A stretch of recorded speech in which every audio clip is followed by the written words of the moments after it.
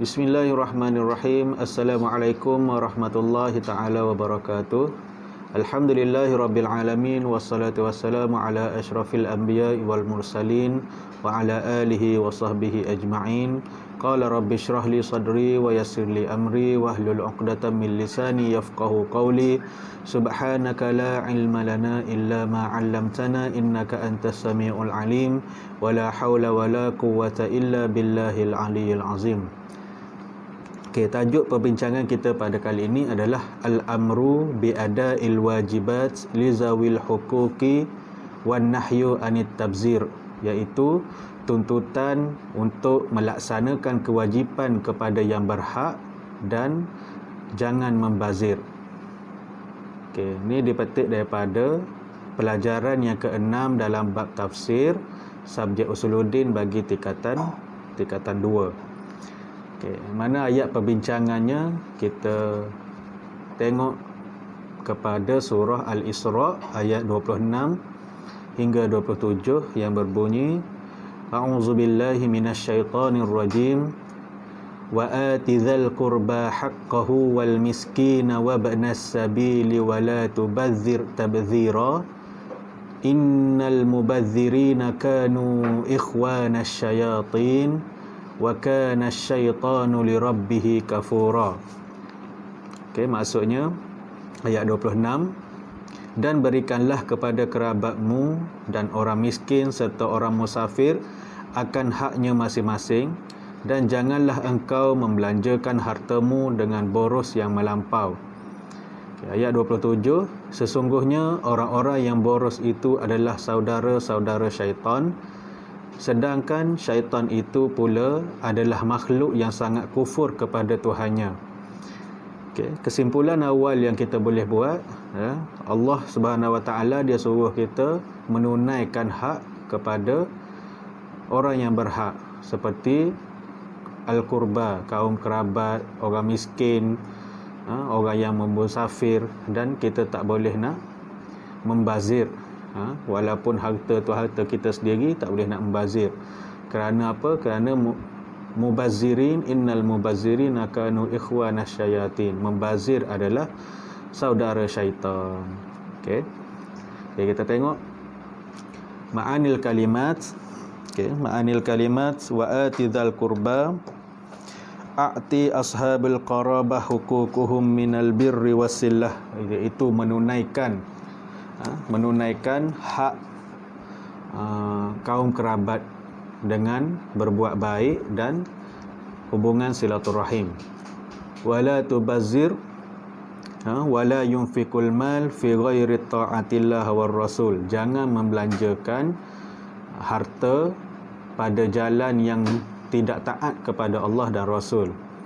Tabzira al-israf, iaitu sifat boros.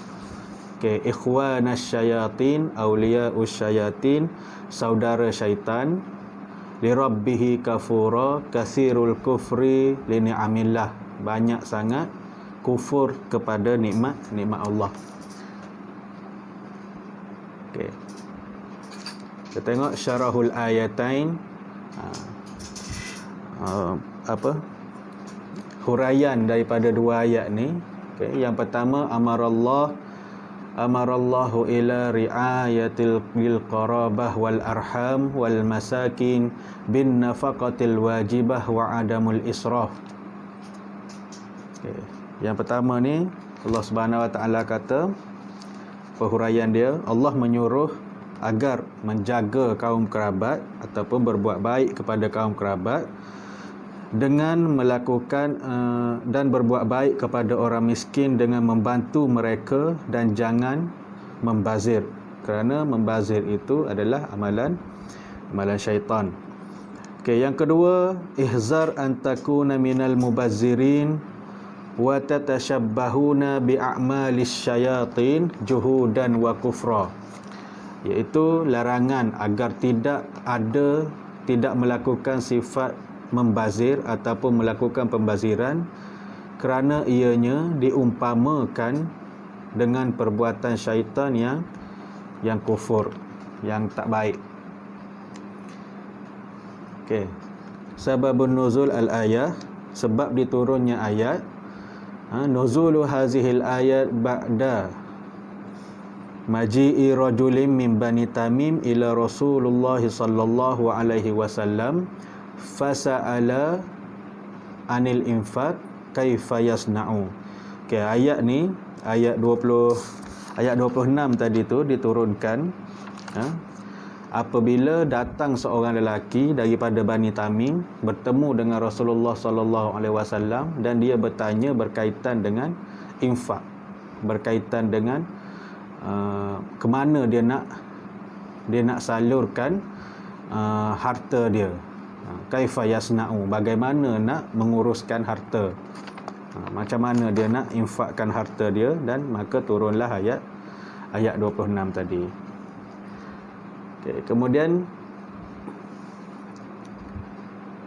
hukuku li zawil qurba wal masakin wa ibnis sabil, hak-hak bagi kaum kerabat, orang miskin dan orang yang bermusafir. Okey, zawil qurba, bagi hak kaum kerabat ataupun kaum keluarga, silaturrahmi, iaitu meneruskan hubungan silaturrahim, wal waddu, beramah mesra dengan mereka, waziarah, dan menziarahi kaum kerabat, wal masakin. Okay, yang kedua, al masakin i'anatuhum in kana muhtajan, menolong mereka, menolong perkara, apa pun perkara yang mereka perlukan pertolongan kita. Ibnu Sabil musa'adatuhum bil mal ma yakfihim, membantu mereka dengan harta yang kita ada, dengan apa yang mereka perlukan. Kemudian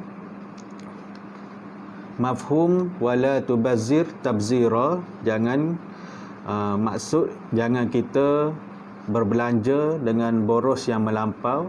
La tanfiqul mal illa bi'tidali wala fi maksiatin. Maksud dia, jangan membelanjakan harta kecuali secara bersederhana atau dan tidak pada perkara yang maksiat. Wala tubazzir tabzira, jangan kita membelanjakan harta kecuali dengan hanya bersederhana dan tidak pada jalan maksiat.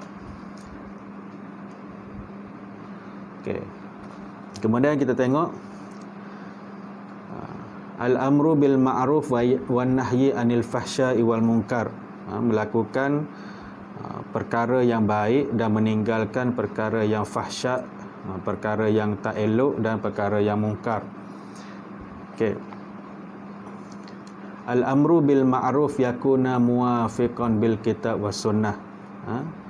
Melakukan perkara suruhan yang baik adalah dengan berteraskan Al-Quran dan As-Sunnah.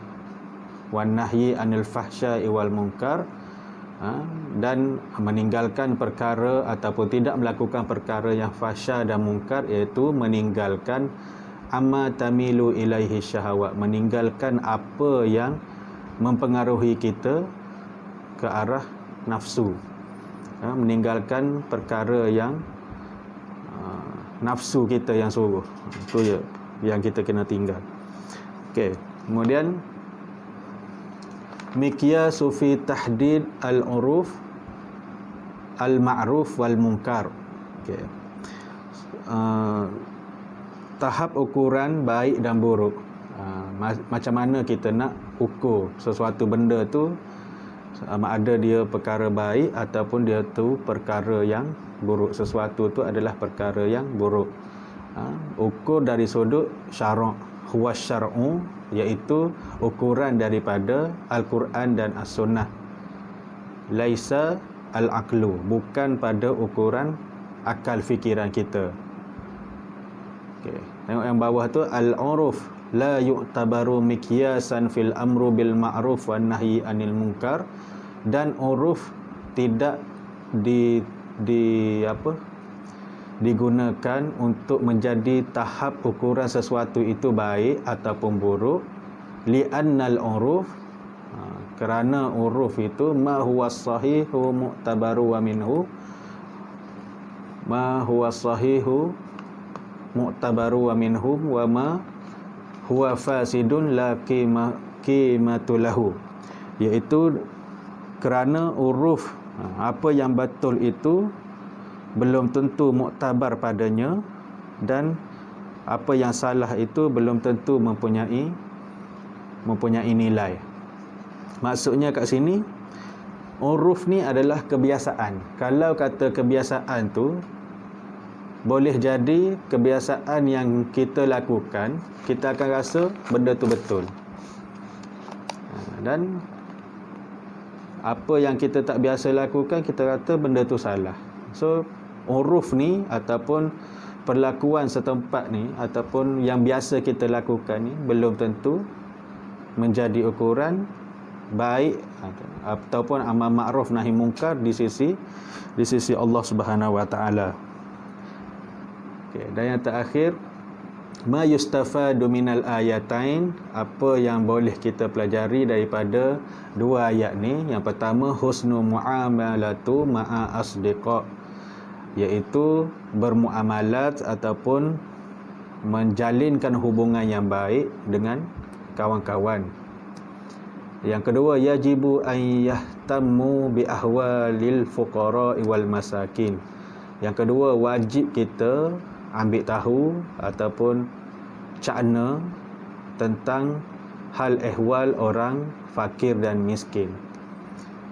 Okey, wallahu alam bisawab. Setakat itu saja pembelajaran kita untuk kali ini. Semoga apa yang saya kongsikan ini bermanfaat untuk anak-anak pelajar yang mengambil yang belajar dalam subjek usuluddin ini. Semoga Allah memberi kefahaman yang baik untuk kita semua. Wallahu a'lam bissawab. Assalamualaikum warahmatullahi taala wabarakatuh.